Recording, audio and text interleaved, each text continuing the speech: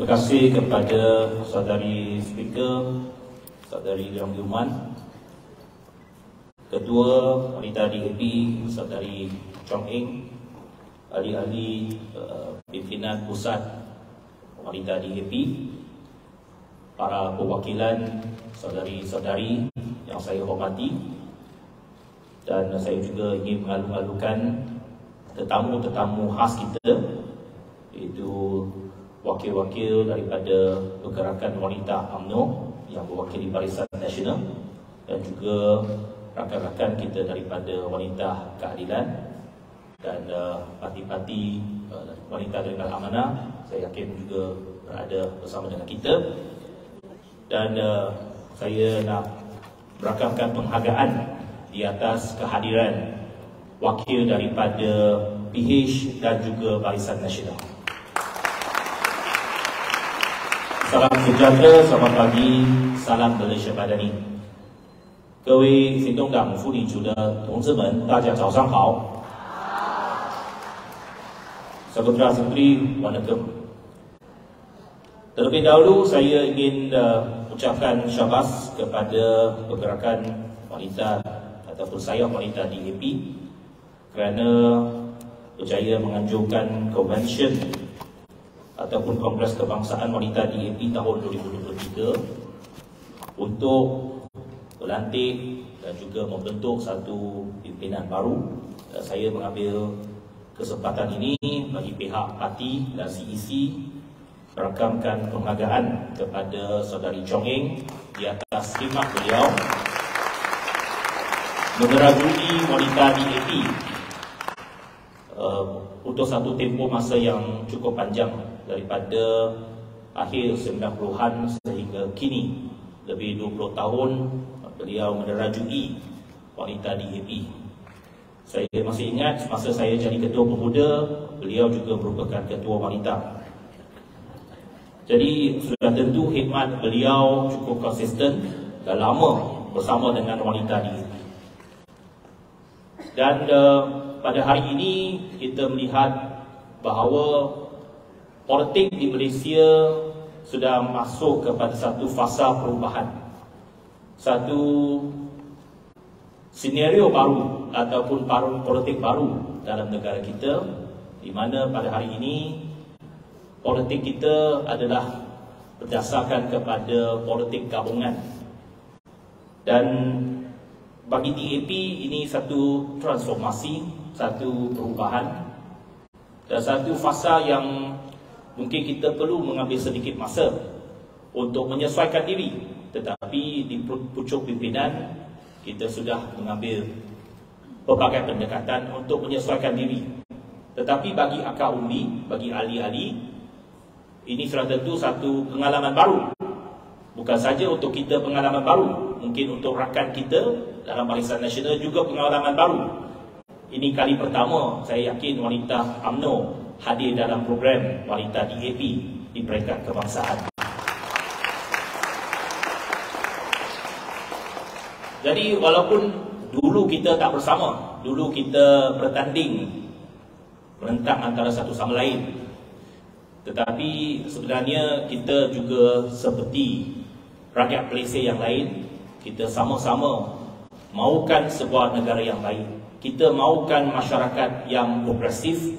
Kita mahukan rakyat kita hidup dengan aman dan damai.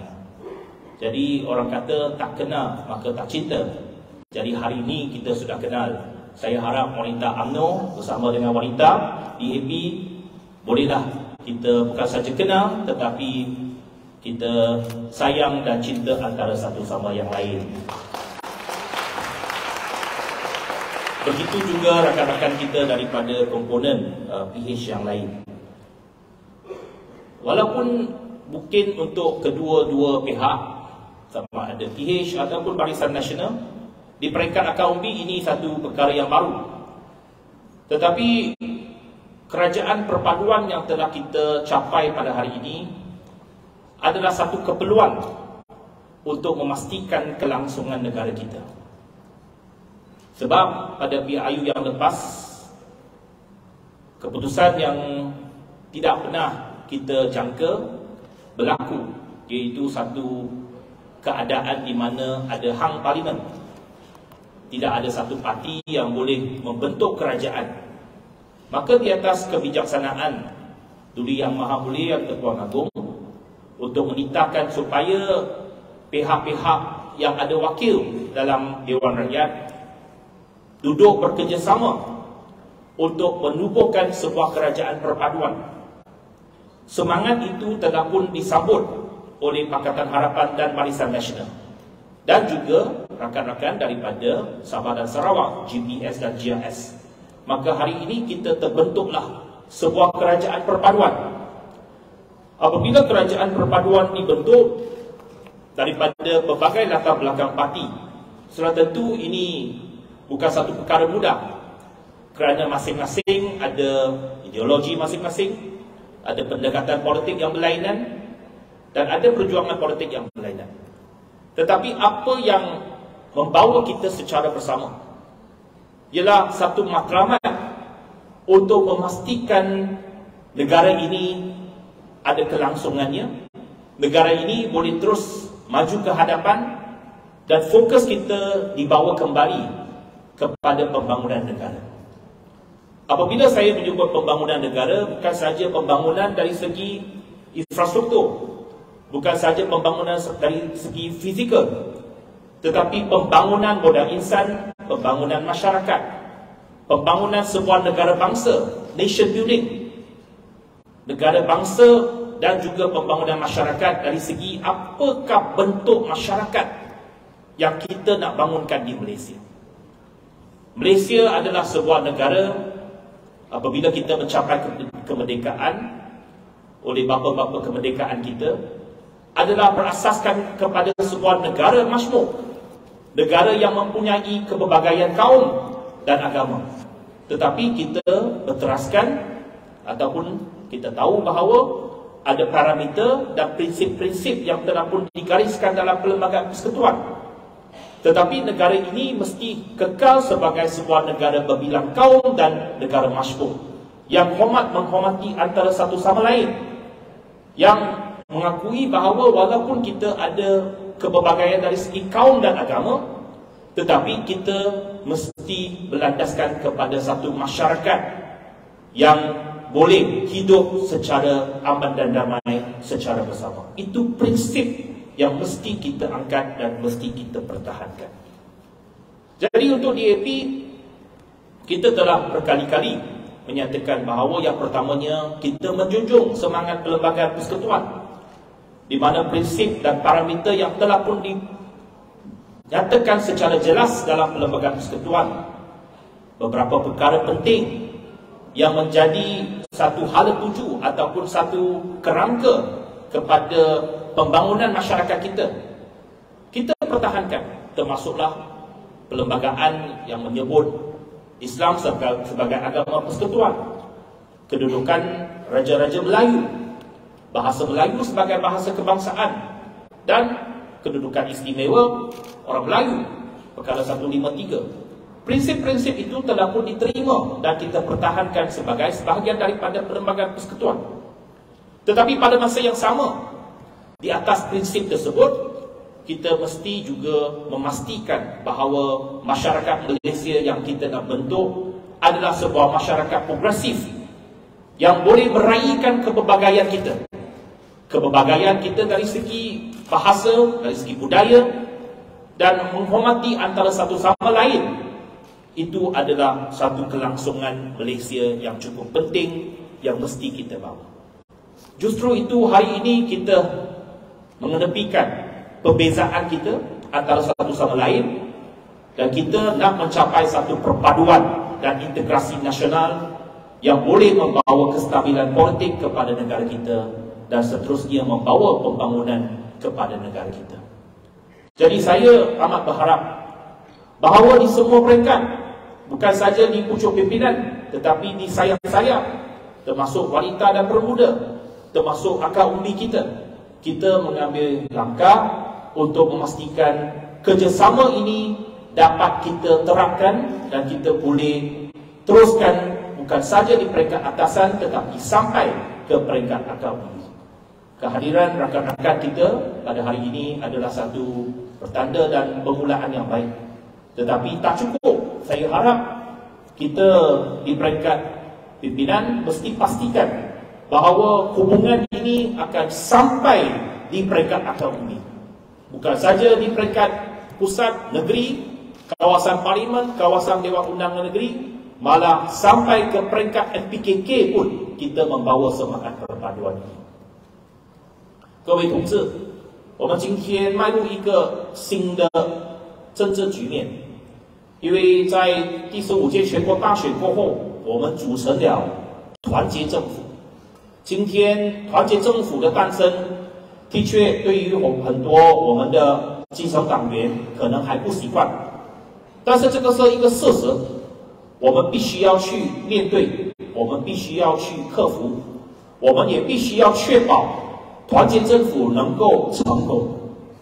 因为马来西亚从我们独立以来，我们要捍卫的是一个多元的国家，这个国家有多元种族、多元宗教，我们必须要互相的尊重。所以今天只有团结政府的成功，才能够确保这个多元可以跑下去。所以我们要尽我们最大的努力，在各方面都有一个合作的精神。所以今天我们有不同的妇女组的代表到来行动党妇女组的代表大会，这个是一个开始。但是不单只是在中央，我们必须要在州、在国会选区、在州议会选区，甚至在我们的基层村委会，都必须要有一个互相合作的精神。所以我希望我们各基层同志可以在这方面呢继续的努力。Jadi saya berharap bahawa kerjasama ini dapat berkekalan dan dapat diterjemahkan dalam berbagai dasar dan program yang dibawa oleh kerajaan. Hari ini kita menghadapi berbagai cabaran sebagai kerajaan dan juga sebagai negara. Bukan saja cabaran dari segi politik, tetapi cabaran dari segi ekonomi, cabaran bagaimana kita memastikan hubungan dalam negara kita, hubungan kaum, pembangunan masyarakat kita dapat diteruskan dengan lebih baik. Ini cabaran-cabaran yang mesti kita harungi bersama sebagai sebuah kerajaan. Tetapi apa yang lebih penting pada hari ini bagi kita, bukan saja soal menang kalah dalam pilihan raya, tetapi kelangsungan negara kita. Kita tak boleh membiarkan negara kita ini diterajui dengan satu pemikiran yang ekstrim, satu pemikiran yang keterlaluan.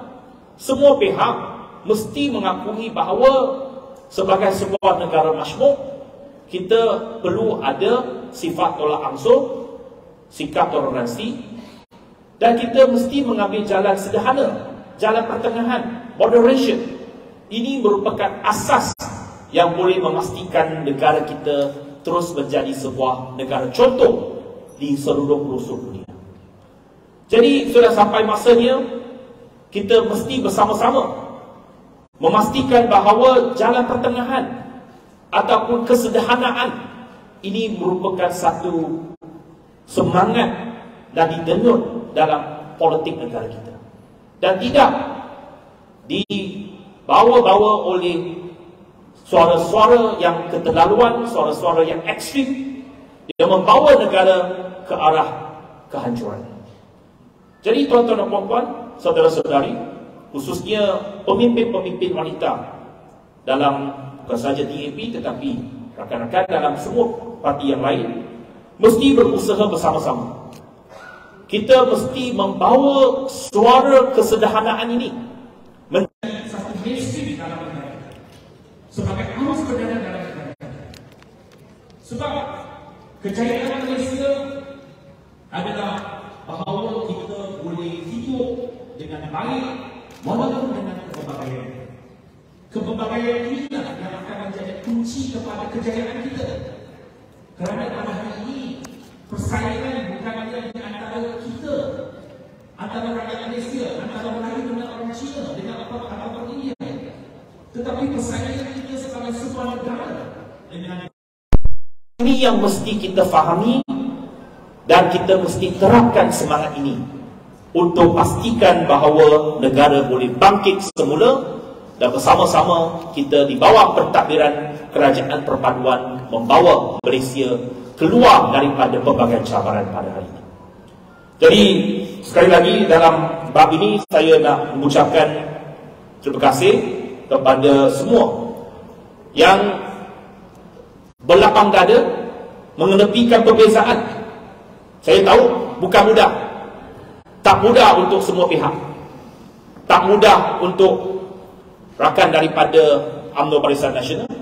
Tak mudah untuk rakan daripada keadilan. Tak mudah untuk saudara dan saudari daripada DAP.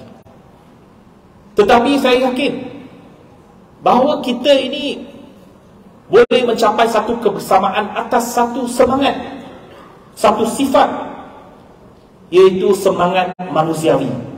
Humanity unites us. Kalau kita semua ada semangat manusiawi ini, inilah yang akan menyatu padukan kita. Sebenarnya apa yang dihadapi, walaupun kita daripada kepelbagaian, daripada latar belakang yang berlainan, apa yang mengikat kita antara Melayu, Cina dan India, sebenarnya adalah juga aspirasi yang sama. Sebenarnya juga kebimbangan yang sama.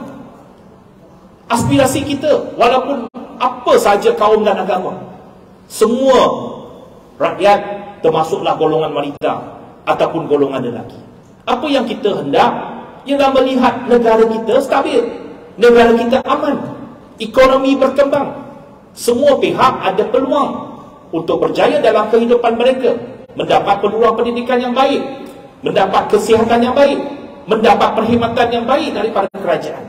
Dan akhirnya yang paling penting, semua kita boleh hidup berdasarkan kepada satu keadaan yang baik untuk semua. Jadi itulah yang saya nyatakan, yang saya harap dapat membawa mesej bahawa apabila kita semua fokus kepada kebersamaan kita dan bukannya perbezaan kita, maka kita boleh jalan ke arah yang lebih jauh. Saudara dan saudari, saya juga ingin menyentuh sedikit berkenaan dengan penglibatan wanita, ataupun apa yang saya nak fokuskan bukan saja penglibatan, tetapi permekasaan wanita dalam DAP, the empowerment of women in DAP. Tadi saudari Chong Ying banyak menyebut tentang kekurangan dan juga cabaran yang dihadapi oleh wanita.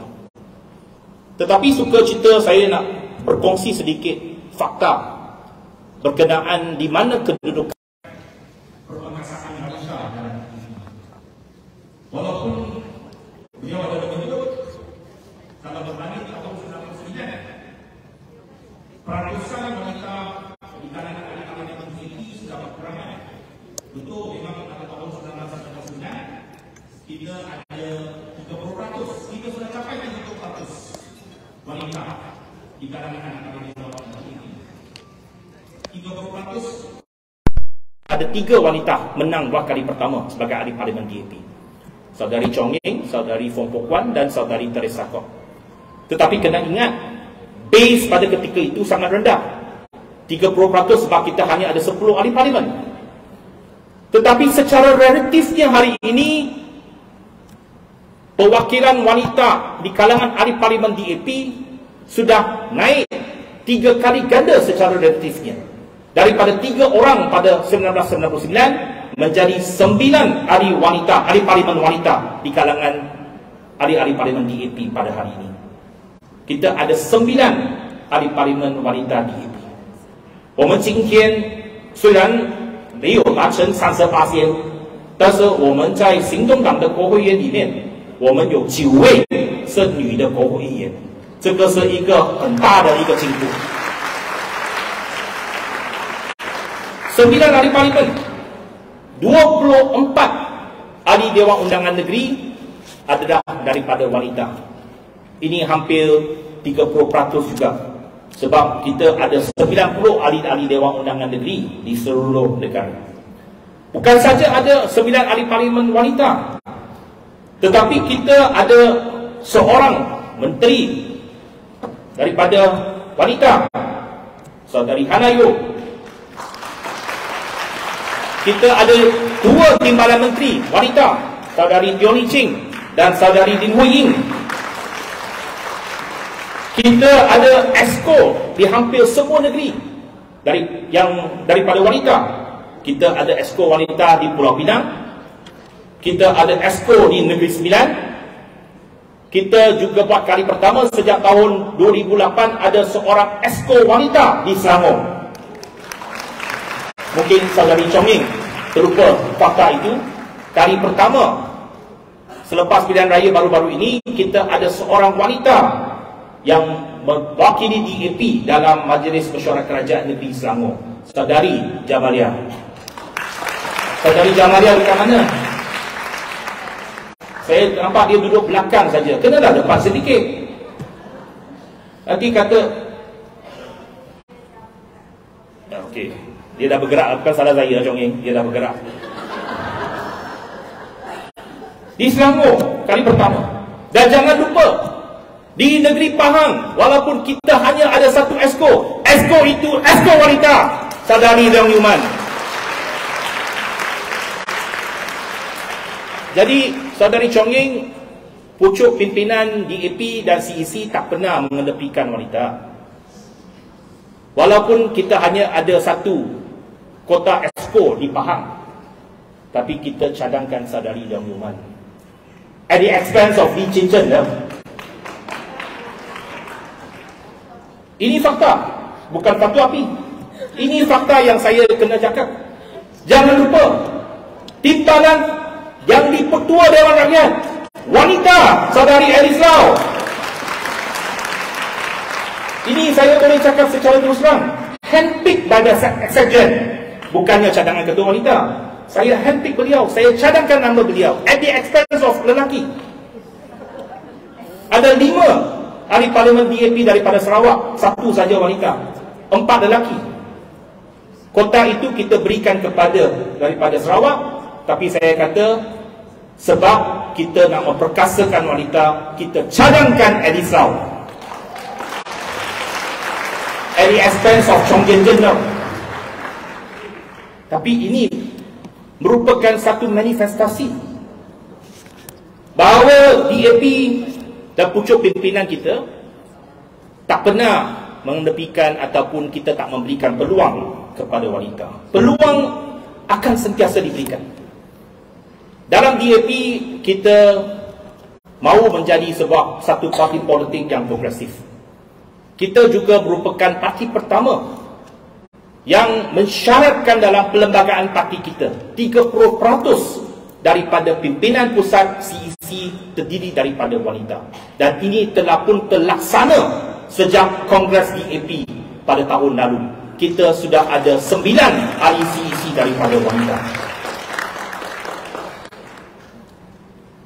Kita juga nak memastikan bahawa bukan saja di peringkat CEC, tetapi dalam pelbagai layer ataupun perwakilan sentiasa ada penglibatan wanita yang lebih. Walaupun 30% itu adalah satu angka yang merupakan satu objektif ataupun sasaran, tetapi saya nak nyatakan bahawa kita jangan terlalu taksub kepada angka 30% itu. Angka 30% itu tak sepatutnya dijadikan sebagai satu ceiling. That is just a short term aim, sebab kita tak capai lagi 30% wanita. Tetapi untuk wanita, don't let the 30% to be your ceiling. Ini hasrat dan juga message saya. Jangan anggap 30% itu ceiling kepada wanita. It should be more than that.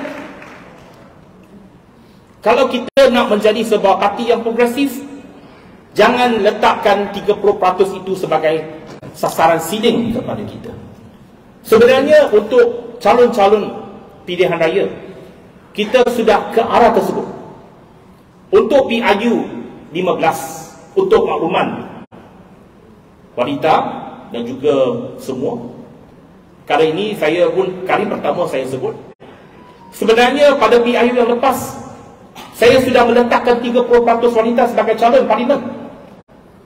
Tetapi akhirnya kita tak dapat capai angka itu sebab salah seorang calon yang kita tawarkan, beliau belum bersedia menjadi calon parlimen.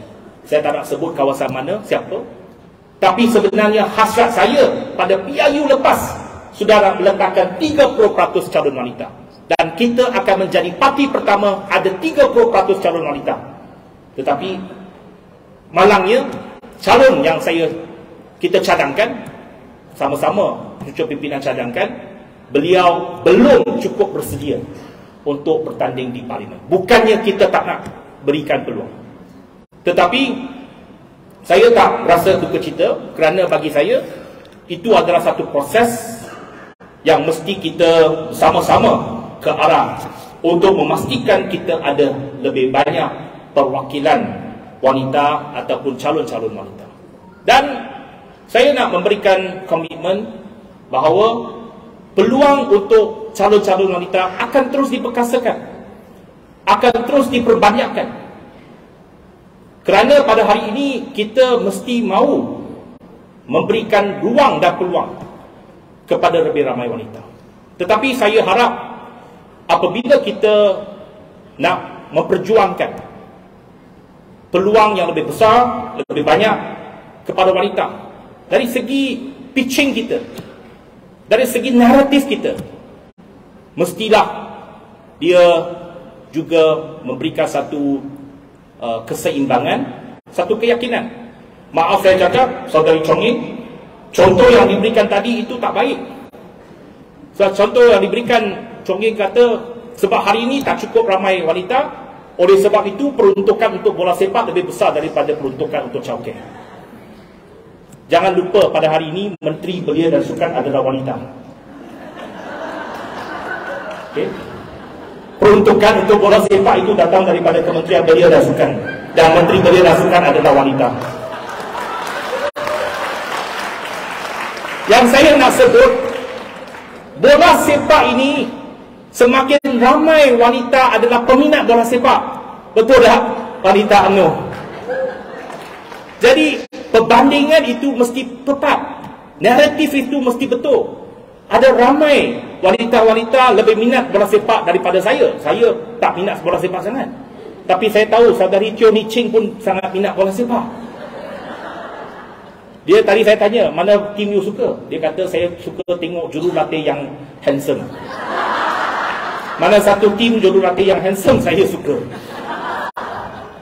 Jadi kita jangan buat perbandingan seperti itu, okay?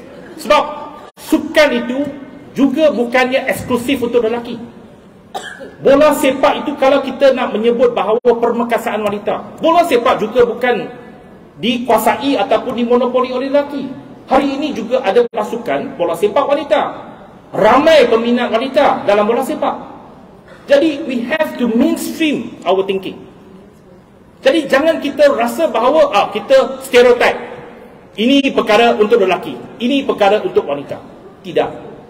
Kalau hari ini kita nak membawa satu agenda permekasaan wanita, we have to mainstream the gender, mainstream women dalam semua perkara. Bukan saja politik, tetapi juga dalam sukan.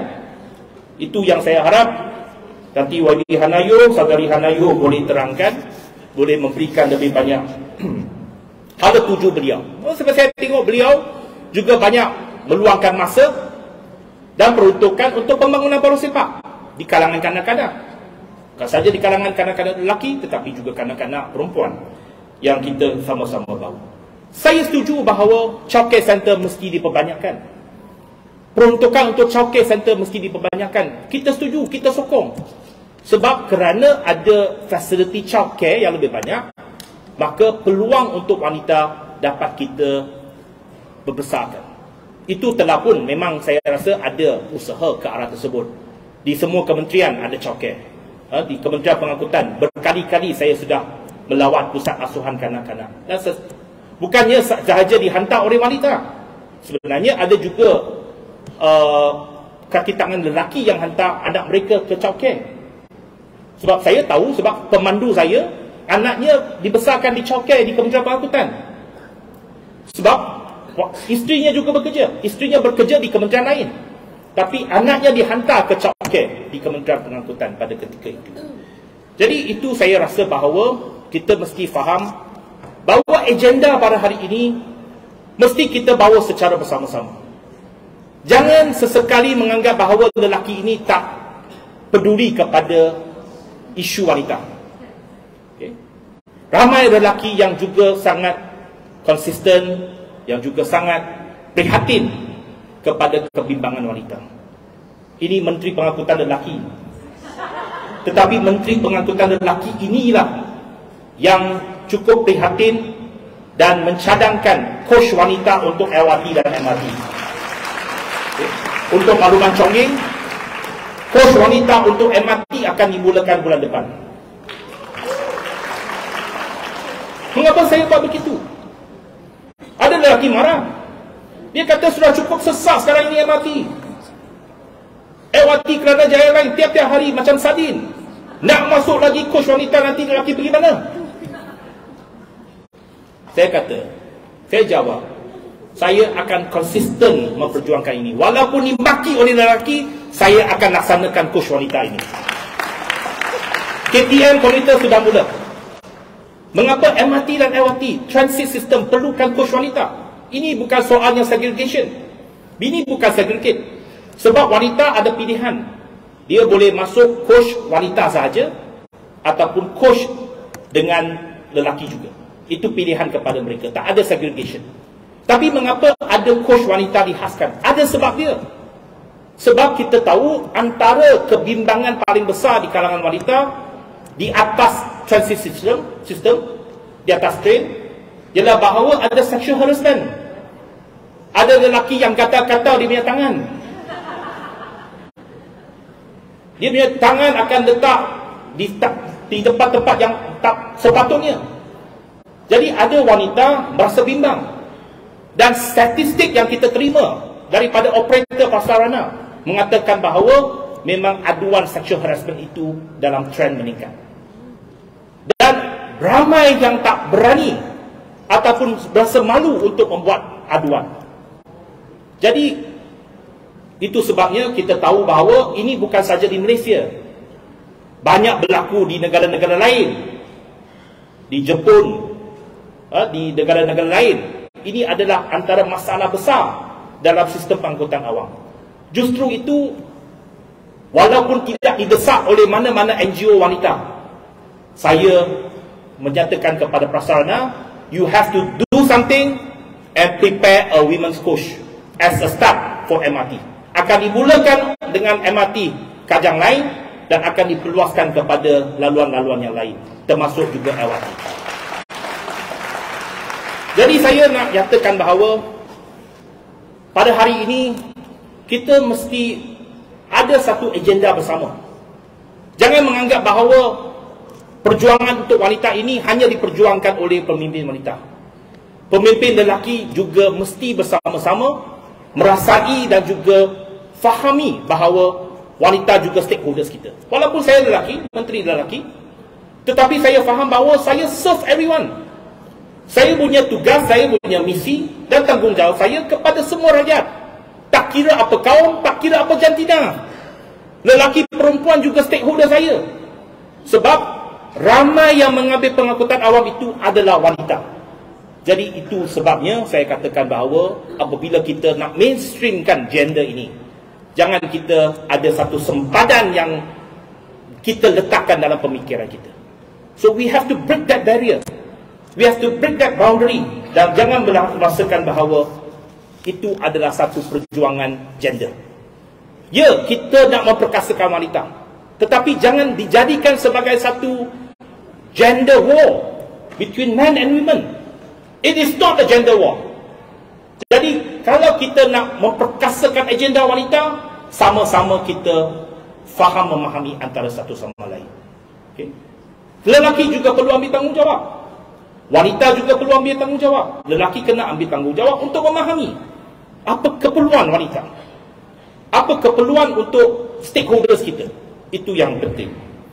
Jadi saya nak nyatakan, jangan bimbang, jangan pesimis bahawa kita tak perlu tunggu 300 tahun untuk memperkasakan wanita.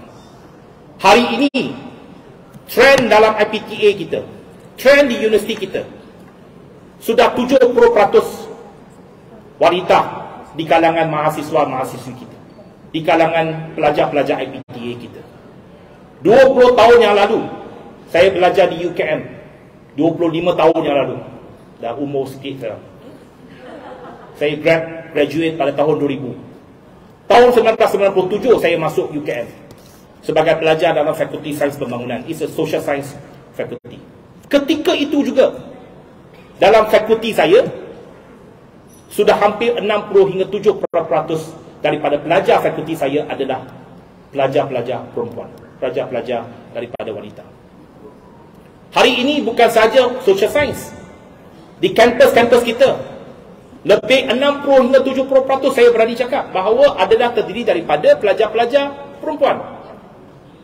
Bukan saja dari segi fakulti-fakulti social science, tetapi dalam fakulti-fakulti yang dulunya dikuasai oleh lelaki, termasuk fakulti kejuruteraan, engineering faculty, more women than men, more girls than boys.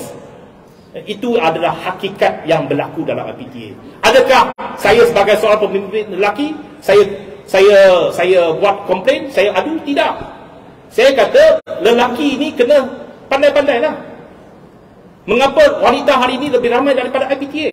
Sebab mungkin pelajar-pelajar lelaki tak tumpukan perhatian dalam pelajaran mereka. Okay? Saya tak boleh generalize dalam perkara ini. Ada juga lelaki yang pandai-pandai, ada juga pelajar-pelajar lelaki yang sangat pandai, sangat cemerlang. Tetapi ramai juga pelajar wanita yang sangat cemerlang. Jadi kita dalam DAP pun banyak contoh pelajar-pelajar cemerlang dari kalangan wanita. Dalam pergerakan wanita pun ada ramai yang pandai-pandai belaka. Jadi adalah tidak betul mengatakan bahawa hari ini wanita ke belakang. Betul kita ada gap. Kita nak close the gap.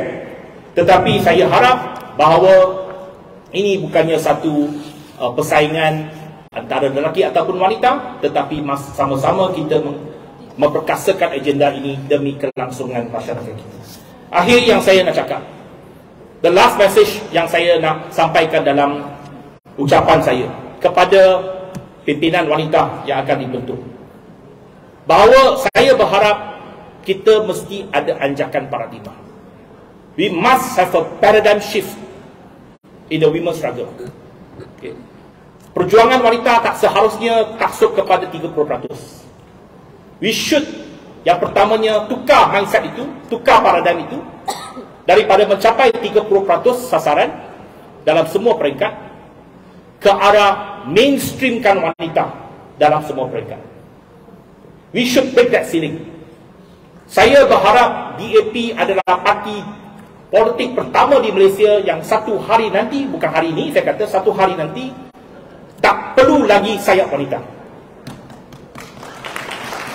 Saya bukan nak memperkecilkan sayap wanita, bukan.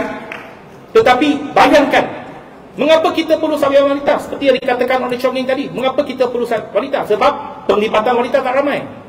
Tak pernah dengar mana-mana satu negara ada parti politik ada sayap lelaki.